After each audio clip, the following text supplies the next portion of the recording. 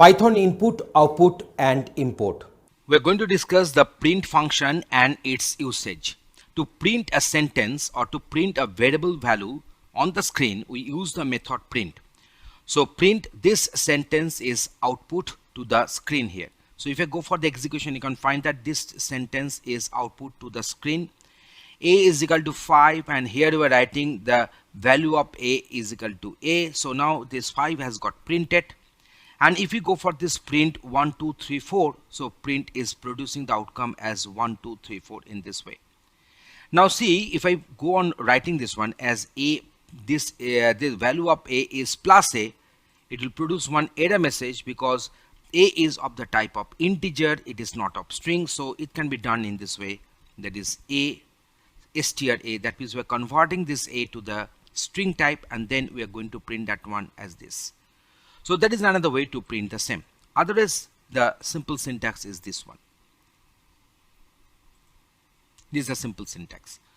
You can find that this print and this print, they are coming, and the outcome is coming in the two separate rows. But if I want to print this one in the same row in which it got printed, in that case I shall have to write here is equal to end is equal to this. That means the string which is having one default /n, that is a new line character as the trailing new line character by default. So I'm just replacing that one using null. So now what will happen, these two lines will get printed in the same row. So now if I put this one as this, so you can find that the outcome is coming something like this one. Otherwise, if you don't mention any end here, then they will get printed in separate lines.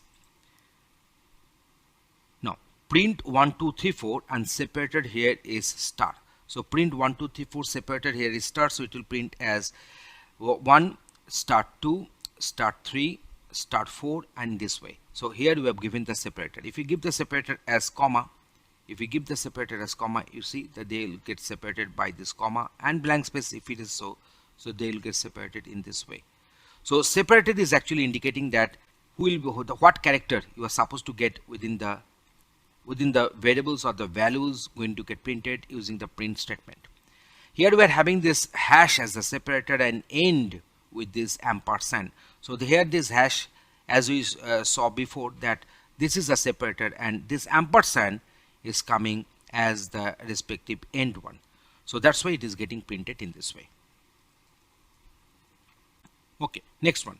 I love, this is my placeholder, and the placeholder number is 0 and the placeholder number is 1. Here this bread will be the will be at the 0th place, will be replacing the 0th placeholder, and this butter will be replaced as the 1 placeholder. So you can find that it is coming, it is producing the output something like this. So I love 1 and 0. So here we are having the same. So I love butter and bread in this way. It is by default, it will be taking this one. Need not to mention any kind of placeholder here.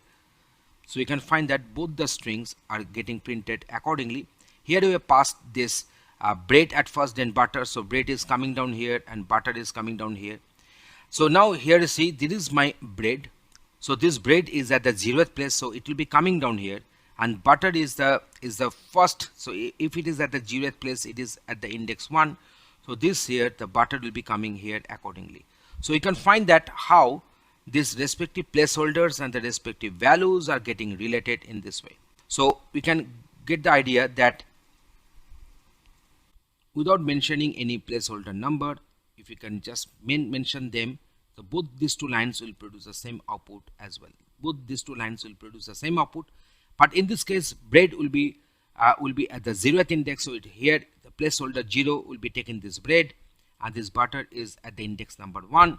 So that's why it will be taking at the placeholder 1. It will be replacing the placeholder 1. So in this way, the outcome is getting deferred. Next, how to take input from the keyboard. In that case, we can use the input method. We can use the input method here. So using this input, and there is a prompt we are having, and using this input, we are getting the value from the keyboard as input, and that will be assigned to X, and input returns the value in the terms of a string. So let us go for this. So I'm just putting this one 100. So you can find that enter any number. So this prompt has come. I put this 100. So print X is printing this one as 100. This X is actually getting this one in in the type of string. So input returns string here. So now we can go for this.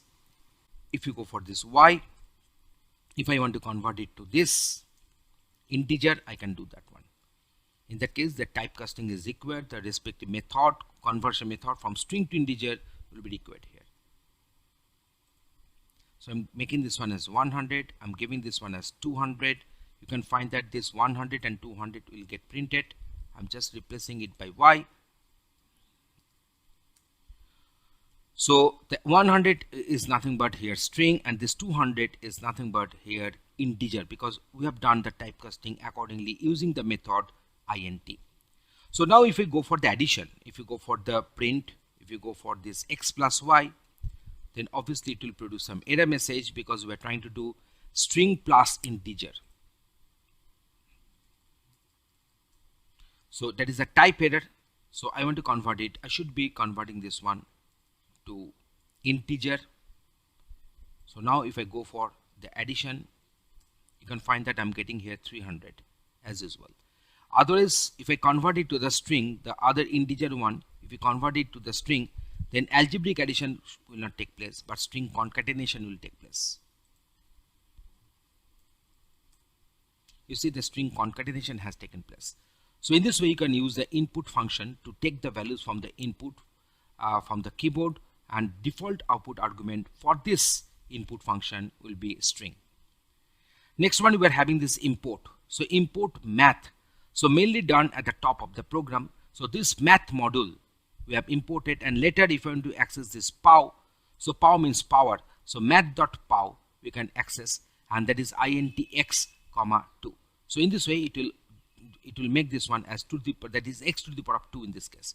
So if I make this x is equal to say 100, if I make this one, so here I'm getting this 100 to the power of 2, that is a 1000. We're getting this one as 10,000.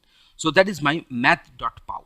So this math is nothing but one module, and the module will be imported by the keyword import, and later this pow method, which is defined in this module math, can be accessed using, that is a math.pow, and this is my respective first argument, it is the second argument, and it is working as first argument to the power of second argument.